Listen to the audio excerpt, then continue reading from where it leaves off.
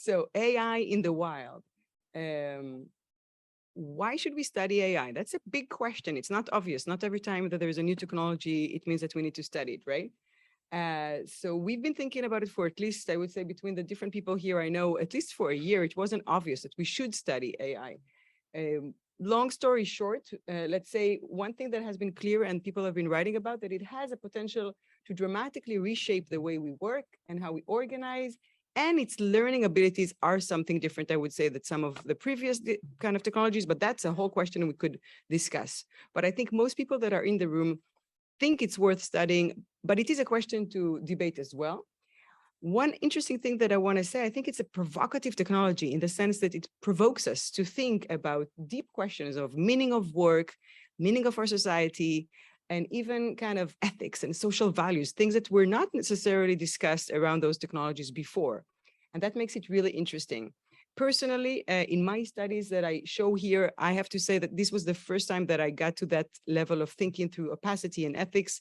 And it got me thinking that we need to go deeper around this technology and also broader and try to get the sense of how is AI different in different contexts. And that's what got us to do this interesting PDW, to talk about field research about AI, but across very, very different contexts. And then to see, are there any similarities, completely different? Is it all contextualized and very specific to the context? Or maybe there are things that cut across.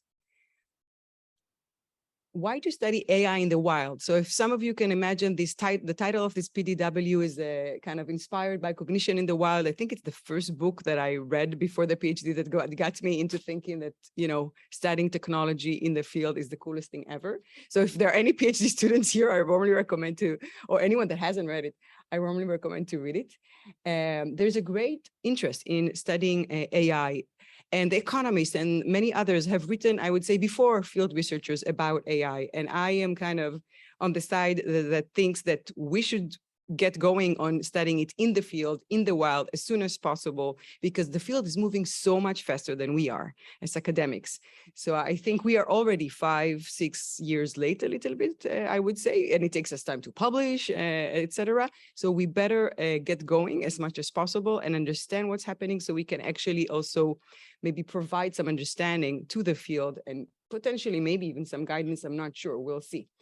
So the need to study AI in the wild is grounding some of these theories and all these models that we've seen emerging, and all the practitioners, I would say, speculation about the future of work, and seeing how it's already done right now, right here in the lived experience of people that are using it.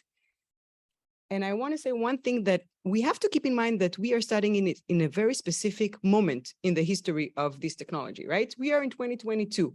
I think that most of our studies will not have the same kind of findings and maybe even conclusions in 5 years from today, maybe some of them even in 3. So we have to keep the time in perspective. This is kind of early days for some people. Some people will say, no, it's been around from the 70s. We can talk about it, but, or 60s, Michael is kind of, it's been around from the 60s. So is it new or not? But I would say it's changing rapidly, and we need to take it into account when we're studying. How do we design our study that we don't capture something too kind of flaky? So our goal is today to discuss how to study AI in the field. The methods do matter, I believe, and to discuss what are the interesting research questions. Is there anything new under the sun? Many of us that have been studying technology for a while might claim there isn't, and some will say there is. We will see. So how we will go about it? We have a wonderful kind of quick presentations in different contexts, as I said, so we won't get bored for a second. We'll move from healthcare to law, to research and development, to video games, to agriculture, and to music. And then we'll break up to group conversations when you, the participants, can also present your interests, your work. We are here to facilitate, to answer. There are other amazing experts that I already see in the room that can also share, that have been studying AI and other technologies. And then we'll debrief, and we'll have a panel that we are opening to any questions as kind of the overall group that we are here. And then we'll recap. So I'm starting with healthcare and Kate Kellogg. I have the pleasure of presenting Kate Kellogg. I don't know, in this room, I feel maybe you don't need the presentation. Everyone knows you, I feel, but Kate Kellogg is a prolific scholar of healthcare and technology from MIT, and she has new research and new also theoretical work on AI and control, and new research on AI and healthcare, and I give it to you.